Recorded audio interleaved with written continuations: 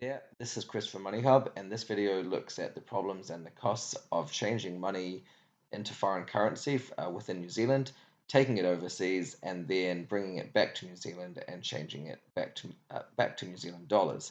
So, just as a background, all the banks publish their exchange rates, and I haven't chosen Westpac for any negative reason. It's just this is one example. So you can see there, change cash into foreign cash and then you look at the rate. So for the US dollar, it's going to be 0.55, it's going to be 0.4964 for the pound sterling. This is at the current time when I did this on at the 4th of October 2022. But the reality is, these rates always change, and you can just refresh, and I've put the links below so you can see them for yourself. What you'll see is that these foreign cash rates only apply to Westpac customers, but you'll be able to use your bank as well to find them for what their current rates are. The problem is, this all sounds very fine. It's like, okay, fine, let's go and get some US dollars or some pounds, and say perhaps you buy £1,000 in physical cash, and that's going to cost you, if you just quickly do that there. So you want to buy £2,000, and then if you go that that here divided by the exchange rate, that's going to cost you $4,029. What happens though if you find out you go overseas or you don't, spend all the money that you have, and then you fly back with it, and then you want to change the money. Now, assuming the rate never moves, which is obviously it moves around all the time, then you'll have to change the foreign cash into New Zealand dollars, but you'll get a different exchange rate. So that is actually a big trick that catches people out because these rates can move, of course, all the time, and they do, but there's a huge, huge margin there. So if you went over to the UK and then found out, actually, I prefer using a card, or I didn't go in the end, or something like that, or for whatever reason you never used those £2,000, then in this example you've spent $4,029 to buy them. How much money, if you translated them back at the same time, straight after buying them, how much money would you actually receive? So the answer there is, if I take the new exchange rate, or the buyback rate, so it's 3,727. So you can see right away, if I just toggle between the two, that the Westpac's already made around $300 just from changing your money into pounds and then you changing them back again. So this is the crazy thing, that people don't realize, that these rates have such a big spread. That's what it's called. And then, whether or not this is a good rate, well, I've linked to the travel money cards stuff below, and you can see our research in that. We would argue that these rates aren't that competitive because, of course, if you look at right now, this is the live rate. If I refresh it, and if you go down, okay, that's 0.4964. But if I go NZD to GBP, what's the rate? It's actually about 0.51. So it's a bit less volatile at the moment because of British pound and some issues going on there with regards to tax rates. But you can see that okay, it's about 0.5060. So yeah, straight away, quite a big difference. And then you've got these buy sells. So the alternative way to do this, and this is something which I think people have probably sort of thought, well, what should I be doing? We suggest considering, and certainly this isn't financial advice, something like a travel money card, but specifically the Wise money card, because the reason is it's got the market rates, and then you can see straight away, should you want to buy and sell the currency, you're not going to get like ridiculous spreads, so you're not going to lose $300. So if we do this now, we were to do the example that I did before, which is buying the £200, then you can see right here that's going to cost you 3970, which sounds very it's a bit lower than what Westpac was offering.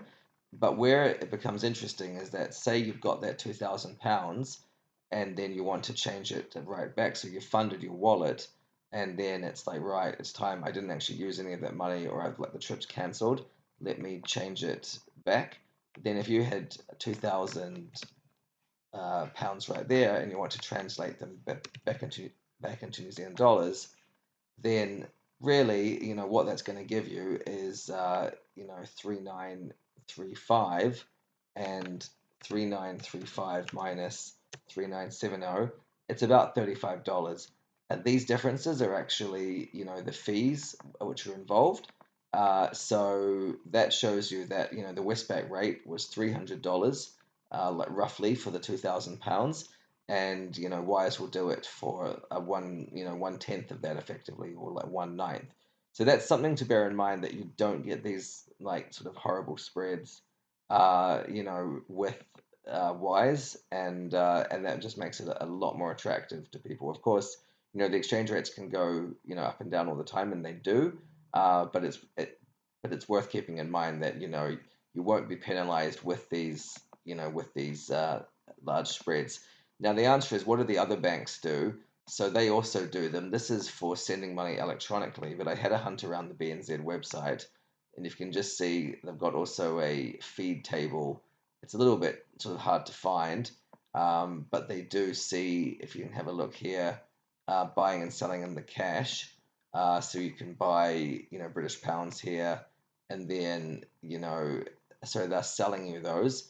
But then if they're buying them back from you, once again, it's almost 0.54, but here it's 0.496. So that's going to mean that you pay a lot less for the pounds, and then, a lot more for the pounds, and then they'll, if you have to change them back, they'll give you a worse exchange rate. So that's all avoided by Wise, and it's really important just to, keep that in mind, that these rates are always moving, but the spreads seem to be pretty consistent. So there's 0.61 and then that's versus 0.56, and Australia, once again 0.86 almost, and then 0.92. So this is the problem. This is why, if you see these kiosks, sometimes I've seen them around, and but the exchange rates are absolutely appalling. I mean, you're looking at, it's almost laughable that sometimes your Australian dollar, if you're over in Australia, maybe at the airport, and one Australian dollar buys you less than one New Zealand dollar, and people just think, I don't know what to do with these Australian dollars. I'll just translate them back into like New Zealand. It's my last chance, and it's just a big rip off, really. And I've always wanted to do a video of it, like actually in person, but I thought this would probably like be more sort of rational just to put it together. So that's really kind of the summary here of what we're looking at. We're just looking at ways to like avoid this. And I would say that something like the Wise Debit Card is certainly one of those things, because once again, if you purchase, if we just do another example, and let's fund it from New Zealand, and just using the exchange rates which we can see here.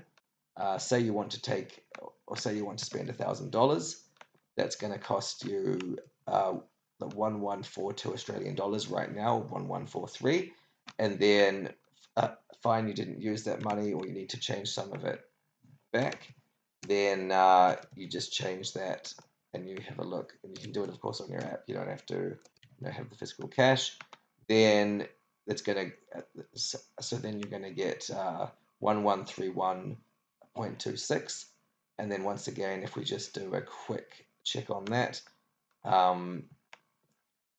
we can see that Wise is charging around $11 for the transaction, whereas the BNZ, using their rate, which is the 8588, and the 0.9181, which I've taken straight out of there, you're going to get, so you're going to lose around $75. So it's basically $11 of fees versus $75 of fees or margins, and this is the problem that people have. Now, of course, these things are offering what the Wise doesn't. Specifically, they're offering actual cash. Whether or not post-COVID that's useful, or it's better just to use a debit card, that's sort of that's up in the air. Personally, I find that I don't bother with cash anymore when I'm overseas. It hasn't, I think once in the last 6 months, I've frustratingly found like an ATM was down. Sorry, not an ATM. Restaurant's chip and pin, or sorry, FPOS machine was down. After we'd eaten, And so I had to go and like find an ATM and found off some rip off €4 withdrawal fee, and I was like, well, I was salty, because I then had the cash. But other than that, maybe if you just have a little bit of cash, you can also withdraw that, on the Wise debit card. There's, you can get 200, €300 or pounds or whatever out per month without the fees. So, there is a bit of like protection there. And of course, the problem is if you are then wanting to transfer them back, you won't be able to do it with Wise because you've got the physical cash. So you'd have to either spend it or take it back and do it with your bank, and then you would get these buy rates, which are, as I said, just not very attractive. So this is a sort of a strange problem that people sort of you don't really understand why they're paying so much for foreign currency and then not getting so much back in return if they bring it back to New Zealand. But the answer is like these like a solution like the Wise debit card is just going to protect you from a whole bunch of different fees, and it's very transparent. What you're going to get. If you want €1,000, that's going to cost you so and so, and you can see exactly where the fee is. What also I like, is that you can see the exchange rates. So you can see the 48-hour rate, and you can see, the week, 6 month, 5 years.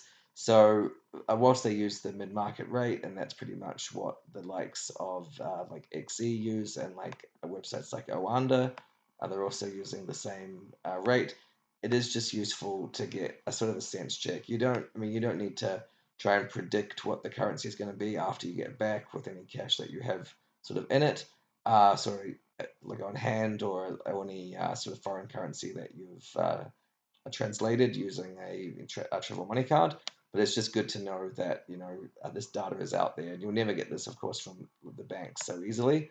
And it would suggest, if I looked at the last month here, that the euro is getting a lot stronger against the New Zealand dollar. A slight slide here, but it's all relative. So yeah, these are kind of just sort of interesting things if you're looking to transfer some money around, or maybe just keep it in New Zealand dollars for your travel, and just don't have to worry about exchange rates at all. Just go with it, knowing that you're paying the lowest rate. So anyway, thank you very much for your attention. If you do have any questions, let me know below. We are very responsible. We're very responsive to questions, and we always answer quite promptly. We know that the travel money and everything like that is a little bit unknown or a little bit confusing sometimes, so we're here to kind of just make sense of it. So thank you very much for watching, and we look forward to your comments.